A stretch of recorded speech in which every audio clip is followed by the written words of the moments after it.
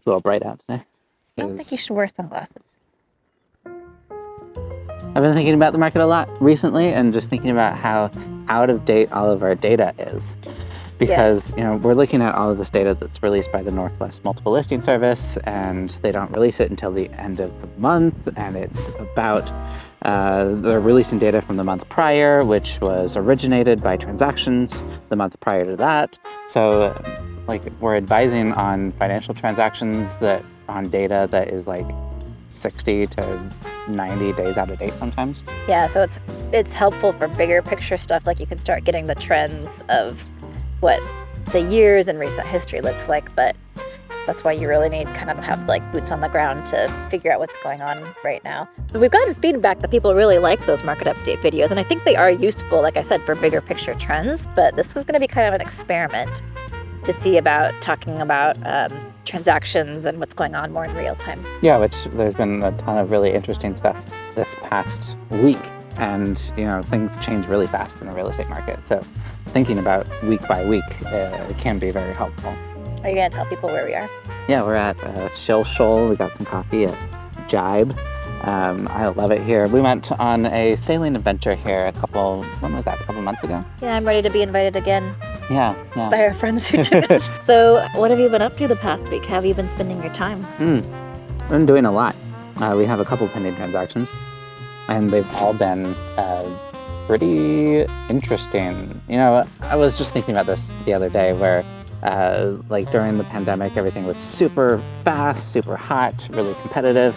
And in some ways, that was a lot easier to do business than it is right now because while things are a little bit slower now, it's much more, there's a lot of emotions at stake on everybody's side. Yeah, it's higher emotions. It's during the pandemic when interest rates were so low, it was kind of just on the buy side, what kind of offers are going to be accepted, and you just write them that way. Yeah.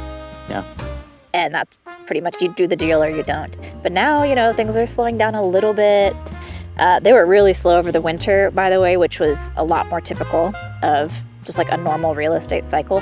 But now picking up for spring, but just not crazy insane like it was during COVID. And what that means is more negotiating and more kind of back and forth and nuance. Yeah, stretch my muscles a little bit. Yeah, but you have to actually work. Okay, so there's been a couple of really interesting transactions the past couple of weeks, and I thought it'd be fun to dive into a couple of the specifics while keeping privacy, of course. While eating a peach muffin. So we're pending on this house in North Seattle. We're actually pending inspection because the seller didn't do any work beforehand. They didn't do the pre-listing inspection or sewer scope. So while unfortunate that our buyer client has to do the expense for those things, it also opens up a negotiation phase, which, if the seller had done all of those things, we might have waived inspection because that's just how the market's going these days. So kind of bad for them and good for us. Yeah, I think, if you're thinking about buying, especially your first home, and you're online trying to educate yourself, you're going to find people tell you, oh, you have to get an inspection. You have to get an inspection.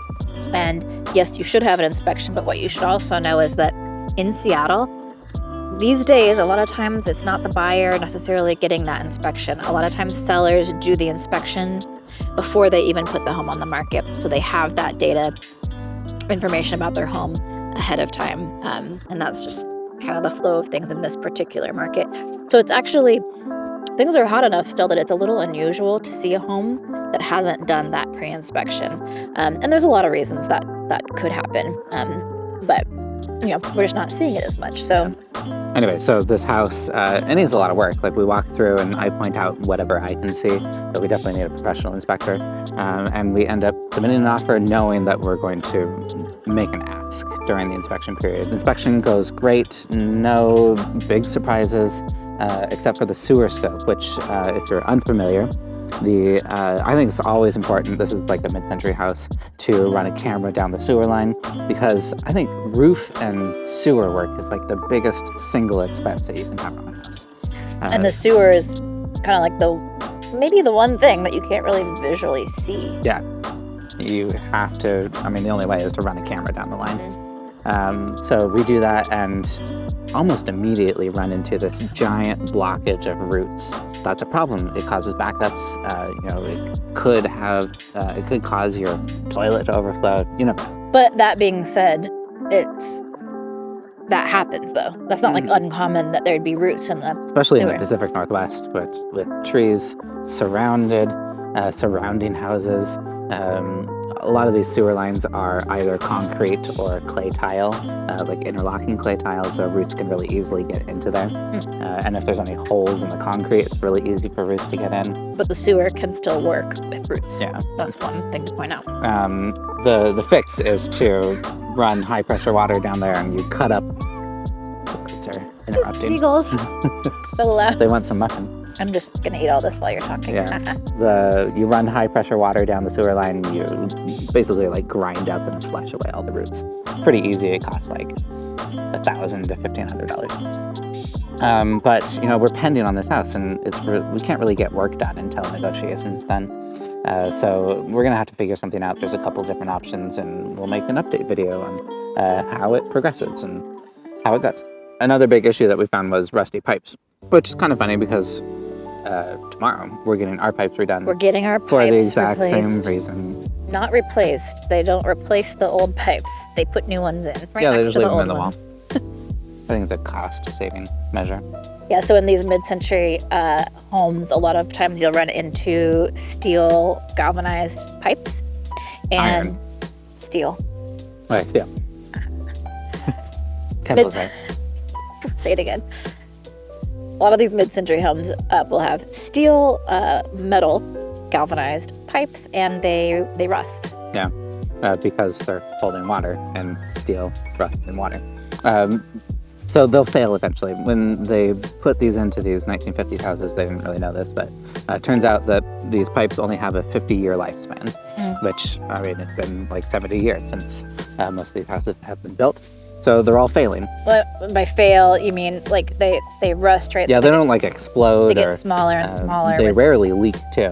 Sometimes they do, but yeah, they get smaller. You lose water pressure. You might Rust have- builds up in the pipes, and especially to like this house that's pending. It's sitting vacant for a little while. We turn on all the taps. The water's just been holding all this rust, and it all comes out brown. We have the same problem, but we're using the water every day, so we don't see a ton of brown water. But if we were to let it sit, it would accumulate, and we see it occasionally.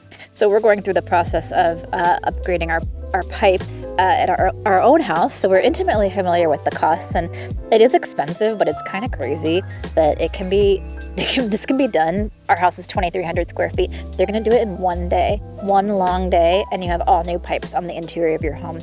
Now, a lot of times it'll also be galvanized steel from the home out to the street, to the sewer line, which ours is, and that really should also be replaced.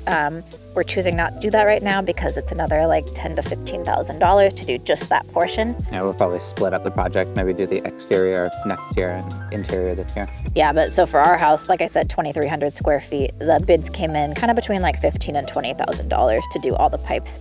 And, it's something you want to do not only for health reasons, but also because you can't really do any upgrades to your home until it's done. Like you don't really want to do kitchen or bathroom remodels and put new appliances and fixtures in when you're just going to have to put holes in the wall at some point to do the pipes. So that's why we're biting the bullet and doing it now. But that's something else we've seen in this home we're helping clients with. I've been getting a lot of calls recently for people wanting help with rentals, which is kind of interesting. I didn't see this very much like during the pandemic. A lot of people would just like take advantage of that low interest rate, Buying move sight here, unseen. buy sight unseen, and get into a house. But now people are a little bit more cautious, and they want to get to know the city. And You're right. We were talking earlier, like, why are we seeing more rental business? And like, I think the point you just made is probably because of interest rates. Like, rather than kind of taking that jump and buying sight unseen, people are a little more willing to maybe rent for a year and scope out neighborhoods. Which is a good note, just like thinking about getting help for a rental. Everyone that I'm helping is moving here. They want remote help, so like we do video tours and do all negotiation for them. It's usually people with kids with really busy jobs, and they don't really have the time to apartment hunt. And if you're already in Seattle, I've had a couple people reach out asking for help, and I really think that it's a little bit more cost conscious to just go on Zillow, and you can do it yourself fairly easily if you have the time and you're here already. But like these people, they just want a base of operations in the middle of Seattle, probably like Capitol Hill, Queen Anne, Madison Valley. Base of operations. Base of operations, and like They sound like power people. jump out and explore the city over the next year and find a Family. neighborhood that they like. What do you call it? Family HQ. Family HQ. Yeah. This seems obvious to me, but maybe not to some people. Like, we still need rental units in Seattle at all price points. And I won't go into it too much in this video, but like, we need policies that are gonna allow mom and pops to have like a single family home rental property, because there is a demand for it. Not everyone wants to buy ever. Not everyone wants to buy right now. So we need rental properties. Yeah, which we have a client that we helped buy a townhouse about a year ago, and we're in conversations about the best way to put his townhouse up for rent in West Seattle. If he wants to just do like a full rental or just get a roommate or something. Let's just say the city of Seattle has a number of roadblocks. Yeah, Kendall went to a landlord meeting put on by the city, and it's very hard to have a rental in the city of Seattle. Let's just say it's high risk. High risk. So we can make another video about that at some point. Back to making offers on houses, had kind of an interesting battle go down maybe 2 weeks ago. Another house in North Seattle at about $1 million. I think this is a good indication of how sellers are perceiving the market right now. Sellers are living in the past. Yeah. I think a lot of people want to put their house up, have it sell in 2 days, multiple offers, get way over asking, and that's definitely what these people wanted. To be clear, it's still very much a seller's market, but it's not 2021. I was frankly dumbfounded at the entitlement of these particular sellers. So there were 2 offers, us and another one. The other one was at asking, and then ours escalated, saying that we would beat any other offer by $10,000, up to like $100,000 over asking. And, they love the house. They really want it. So we go all out for it. We waive all contingencies, and we look at that pre-listing inspection, and we include this escalation. But, there's only one offer to activate this escalation, so it only goes for $10,000 over asking. But, the sellers then see this escalation that we're willing to go $100,000 over asking, and they say, we're not going to sell it to you unless you go to the maximum, which is just like dumbfounding. Yeah, so they say they're going to go back on the market because they all of a sudden need an offer over asking.